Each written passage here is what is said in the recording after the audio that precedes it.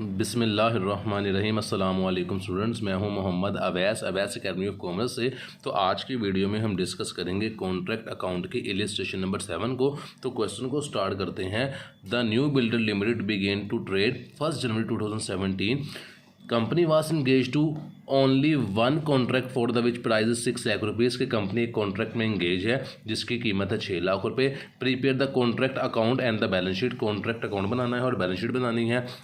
तो debit side पे हम तमाम अपने एक्सपेंसेस को लिखते हैं जो कॉन्ट्रैक्ट में चार्ज होते हैं, और क्रेडिट साइड पे हम लिखते हैं वर्क सर्टिफाइड को, अनसर्टिफाइड को, और कोई चीज़ जो हमारे पास बच जाती है उससे। तो हमारे पास लैंड एंड बिल्डिंग ये हमारा एसेट्स है, ये कॉन्ट्रैक्ट अकाउंट में नहीं आएगी बल्कि बैलेंस शीट में एसेट्स में चली जाएगी।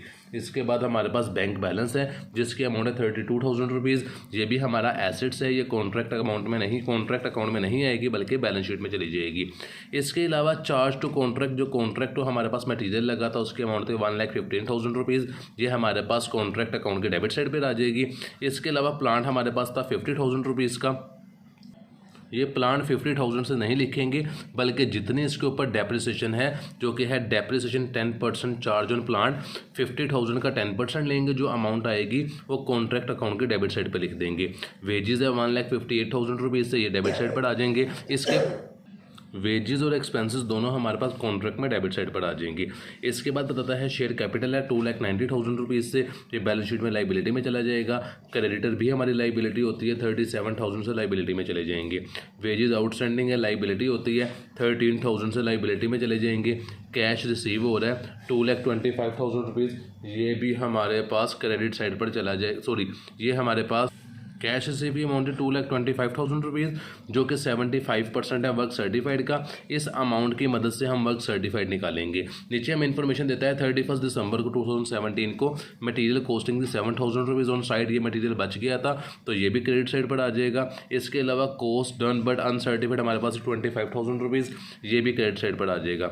मटेरियल चार्ज टू कॉन्ट्रैक्ट हो रहा है, उसकी कॉस्टिंग है 8,000 रुपये, ये हमारे पास लॉस हो गया था तो material loss, material in hand और कोई जो बच जाएगी वो क्रेडिट साइड पर आ जाएगी। तो इसका सोल्यूशन की तरफ चलते हैं। हमारे पास मटेरियल की अमाउंट डेबिट साइड पर लिख देंगे हम, वेजेस को डेबिट साइड पे लिख देंगे। एक्सपेंसेस जो हमारे पास थे ऊपर 15,000 के, ये भी डेबिट साइड पर आ जाएंगे। प्लांट में हमारे पास 50,000 अमाउंट थी, उसका 10% लेंगे 5,000 आ जाएगा। इसके बाद हमारे पास क्रेडिट साइड पर आ जाएगी प्रॉफिट एंड लॉस, जो कि हमारे पास 8,000 से प्रॉफिट एंड लॉस जो मटेरियल हुआ था 8,000 रुपये से, वो आ जाएगा। वर्क सर्टिफाइड की अमाउंट कैसे निकालेंगे, जो कैश रिसीव हुआ था हमारे पास 2,25,000 रुपये, उसको हम 100 से मल्टीप्लाई करेंगे और डिवाइड कर देंगे 75 के ऊपर, तो हमारे पास वर्क सर्टिफाइड की अमाउंट आ जाएगी। वर्क अनसर्टिफाइड हमारे पास गिवन था वो लिख देंगे। मटेरियल ऑन साइड, जो मटेरियल हमारे पास बच गया था 7,000 रुपीज़ का, वो भी क्रेडिट साइड पर आ जाएगा। क्रेडिट साइड को टोटल करेंगे, डेबिट साइड को माइनस करेंगे, जो अमाउंट बच जाएगी हमारे पास वो प्रॉफिट आ जाएगी 47,000 से।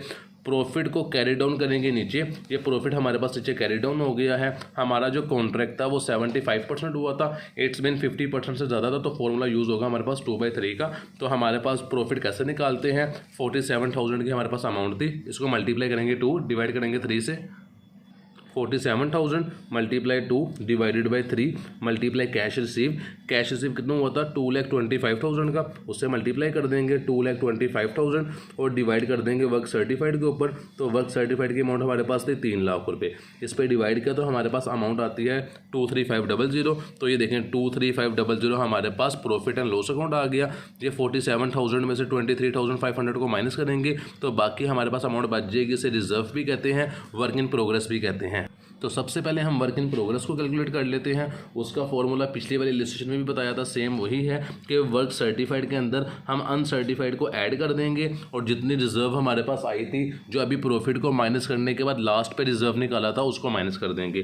तो वर्क सर्टिफाइड के अंदर अनसर्टिफाइड को ऐड किया, 3,25,000 आया। रिजर्व जो भी 23,500 है उसे माइनस किया, तो हमारे पास बाकी जो अमाउंट बच गई है वो 3,01,500, 3,15,000 रुपये हमारे पास अमाउंट बच गई है। तो बैलेंस शीट बना लेते हैं। सबसे पहले लाइबिलिटी साइड पे 2,90,000 से शेयर कैपिटल आ जाएगा, जो कि हमारे पास क्वेश्चन में गिवन था लाइबिलिटी में।